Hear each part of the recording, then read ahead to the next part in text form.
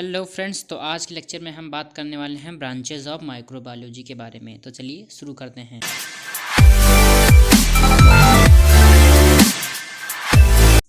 Branches of microbiology. वैसे तो microbiology को मेनली टू ब्रांचेज में डिवाइड किया गया है। पहला होती है प्योर माइक्रोबायोलॉजी एंड सेकंड होती है अप्लाइड माइक्रोबायोलॉजी।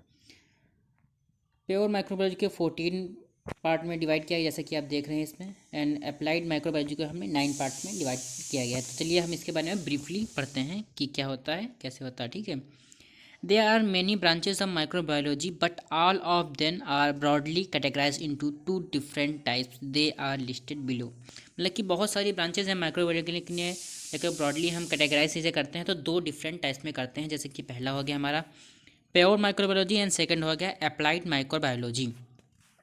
तो अब हम देखते हैं प्योर माइक्रोबायोलॉजी क्या होती है।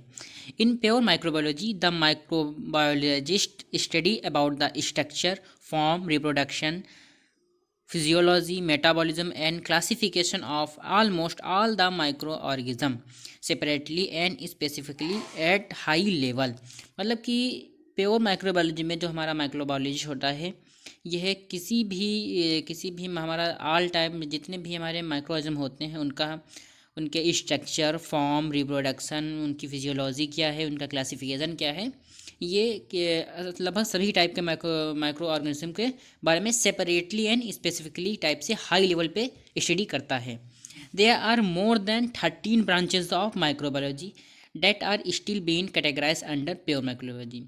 अब जैसे कि आपने ऊपर देखा था कि 14 ब्रांचेस प्योर माइक्रोबायोलॉजी के अंदर थी, लेकिन यहाँ पे 13 लिखी हैं। इसका मतलब यहाँ पे है कि 14 ब्रांचेस तो हैं, लेकिन इससे ज़्यादा भी हो सकती हैं ब्रांच, क्योंकि बहुत और भी हो सकती हैं। इसीलिए यहाँ पे लिखा गया मोर देन 30, मतलब कि 13 से ज़्यादा हैं। ठीक है। तो हमारा पहले आता है, पहले अब इसे डिवाइड किया गया है 14 कैटेगरीज में। तो पहला होता है माइकोलॉजी। माइकोलॉजी क्या होती है? It is study of fungi. Microbiology के अंदर हम फंगी के बारे में फुल स्टडी करते हैं कि उसका रिप्रोडक्शन क्या है, फॉर्म क्या है, स्ट्रक्चर क्या है, फिजियोलॉजी क्या है, मेटाबॉलिज्म क्या है, क्लासिफिकेशन क्या है, इसके फंगी का कंप्लीट अध्ययन करते हैं इसके माइकोलॉजी में। फिर आता है microbial cytology. It is study of microscopic and submicroscopic study of microorganism. हम माइक्रोबियल साइटोलॉजी के अंदर हम एकदम जो हमारा माइक्रो ऑर्गेनिज्म है उसके हम माइक्रोस्कोपिक और सब माइक्रोस्कोपिक स्टडी करते हैं। फिर थर्ड आता है माइक्रोबियल इकोलॉजी। माइक्रोबियल इकोलॉजी तो ये जो होता है, it is a study of relationship between micro organism and their environment.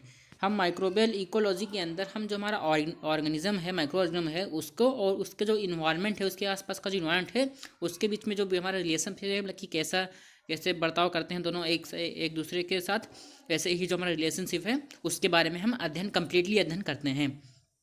फिर चौथा है माइक्रोबियल जेनेटिक्स। माइक्रोबियल जेनेटिक्स के अंदर हम देखते हैं it is a study of how genes are organized and regulate in microbes in relation to their cellular function closely related to the field of molecular biology. हम microbial genetics में देखते हैं कि जो हमारे माइक्रोऑर्गेनिज्म है उसके जीन्स किस टाइप के ऑर्गेनाइज्ड हैं, किस टाइप से ऑर्गेनाइज्ड हैं, कैसे कि रेगुलेट कर रहे हैं, मतलब कि कैसे कार्य कर रहे हैं, और उनका जो सेलुलर फंक्शन होता है क्लोजली रिलेटेड होता है फील्ड ऑफ मॉलिकुलर बायोलॉजी। इसका जो क्लोजली फंक्शन होता है ये मॉलिकुलर बायोलॉजी से लगभग रिलेटेड होता है, कैसे होता है। फिर होता है molecular microbiology. It is a study of molecular principles of physiology process in microorganism. मतलब कि इसमें स्टडी करते हैं जो मॉलिकुलर प्रिंसिपल्स होते हैं फिजियोलॉजी के, उसके हम माइक्रोऑर्गेनिज्म के, उसका हम इसमें स्टडी करते हैं। फिर आता है protozoology, the study of protozoa. मतलब कि प्रोटोजोलॉजी का हम कंप्लीट स्टडी करते हैं, प्रोटोजोआ की कंप्लीट स्टडी करते हैं। 7 पे आता है फाइकोलॉजी या फिर एल्गोलॉजी। मतलब कि फाइकोलॉजी को सेकंड नेम क्या हो गया? एल्गोलॉजी। इसमें एग्जाम में कोई भी नाम पूछ सकता है, इसीलिए दोनों को याद रखना जरूरी है। तो इसके अंदर हम एल्गी के बारे में कंप्लीट अध्ययन करते हैं, उसका क्लासिफिकेशन, रिप्रोडक्शन, बाकी जो भी है पूरा कंप्लीट अध्ययन हम फाइकोलॉजी के अंदर करते हैं। फिर नंबर 8 पे आता है पैरासीटोलॉजी। इसके अंदर हम जो हमारे पैरासाइट्स होते हैं इनके बारे में कंप्लीट अध्ययन करते हैं। ठीक है। फिर है फाइलोजेनी के अंदर the study of the genetic relationship between different organ. मतलब जो हमारे डिफरेंट टाइप के ऑर्गेनिज्म होते हैं उनके बीच में जो जेनेटिक रिलेशनशिप होता है उसके बारे में हम फाइलोजेनी के अंदर वर्क करते हैं, अध्ययन करते हैं, स्टडी करते हैं, ठीक है। फिर नंबर 10 पे आता है immunology, the study of the immune system of the organism. हम इम्यूनोलॉजी के अंदर हम माइक्रोऑर्गेनिज्म के जो हमारा माइक्रो ऑर्गेनिज्म है उसका जो हमारा इम्यून सिस्टम किस टाइप से वर्क कर रहा है, कैसे कर रहा है, उसके अंदर हम इसकी कंप्लीट अध्ययन करते हैं।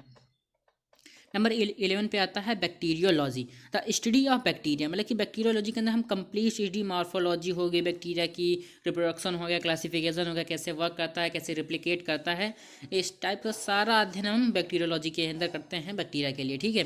कहता है nematology, the study of nematodes cellular microorganism, ठीक है। जो हमारा निमेटोड होता है, निमेटोड के बाद अध्ययन जो हमारे निमेटोलॉजी में हम पूरा निमेटोड्स हमारे प्राणी होते हैं, जो जीव जंतु होते हैं, जो हमारे निमेटोड्स होते हैं उनके बारे में कंप्लीट अध्ययन करते हैं। फिर आता है सेलुलर माइक्रोबायोलॉजी, सेलुलर माइक्रोबायोलॉजी के अंदर हम a discipline bridging microbiology and cell biology, इसके बाद हम सेल बायोलॉजी पूरी कंप्लीट अध्ययन करते हैं पूरी। फिर नंबर 14 पे आता है virology, the study of virus, virology के अंदर कंप्लीट स्टडी करते हैं अपने वायरस के बारे में। अब हम सेकंड ब्रॉडली जो हमारे डिफरेंट जो हमारे कैटेगराइज किए गए थे 2 पार्ट में, प्योर एंड अप्लाइड में। तो अब हम प्योर की बात कर चुके हैं, अब हम बात करते हैं अप्लाइड माइक्रोबायोलॉजी की। तो इट में defined as the branch of medical science which deals with the application of microorganism in different industrial and agriculture field.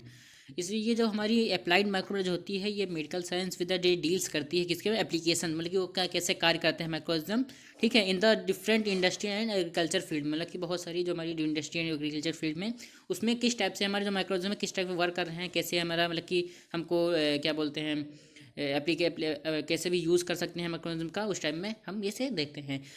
In order to serve mankind by the simple providing a valuable knowledge and product from the use of microorganism, हम लोग कि किस type से हम इन्हें हम use करके किस टाइप से हम हमारे प्रोडक्ट दे सकते हैं, नॉलेज दे सकते हैं किस टाइप माइक्रोऑर्गेनिज्म के, ठीक है। इसमें हम अप्लाइड माइक्रोबायोलॉजी में वर्क करते हैं।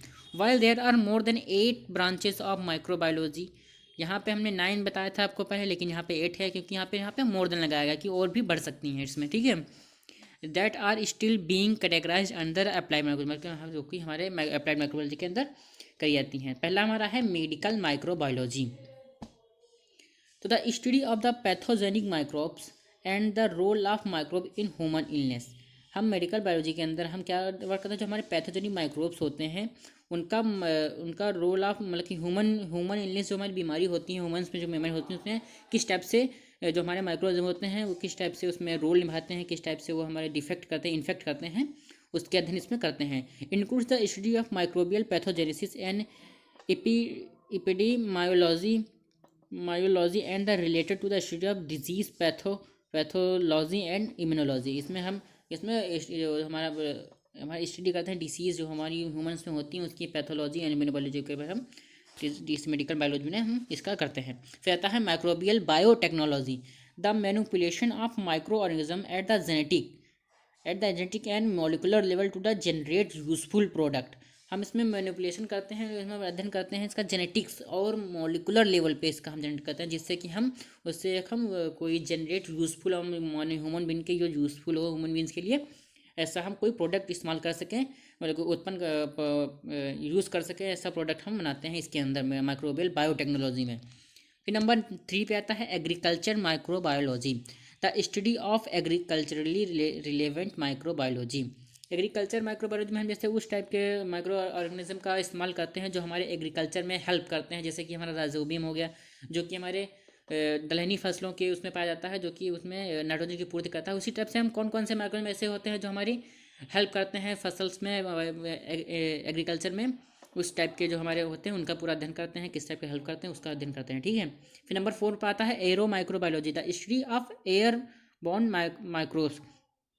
एरो माइक्रोबायोलॉजी स्टडी हम एयरबॉर्न पे होते हैं उनका हम अध्ययन करते हैं, जो माइक्रोब्स होते हैं एयर में होते हैं उनका करते हैं। फिर industrial microbiology, it is the study of microbes for use in the industrial process, example including industrial fermentation.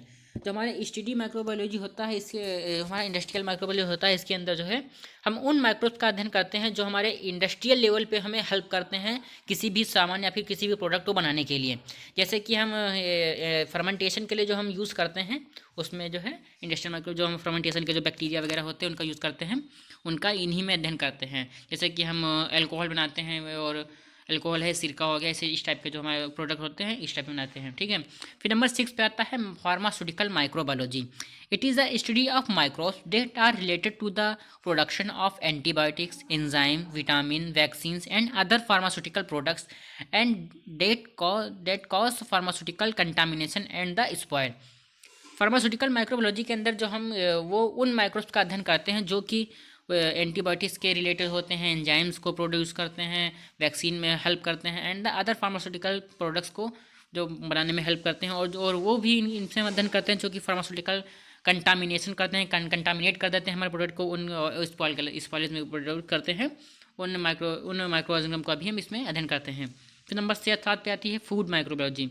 It is study of microbes causing food spoilage and food borne illness using microbes to produce food and fermentation. जैसे example हो गया fermentation. इसमें हम उन सारे microorganism का अध्ययन करते हैं जो कि हमारे फूड को ख़राब कर देते हैं, या फिर फूड खाने से बीमारी हो जाती है, उस टाइप के फूड को जो हमारे माइक्रोऑर्गेनिज्म होते हैं उनका अध्ययन करते हैं।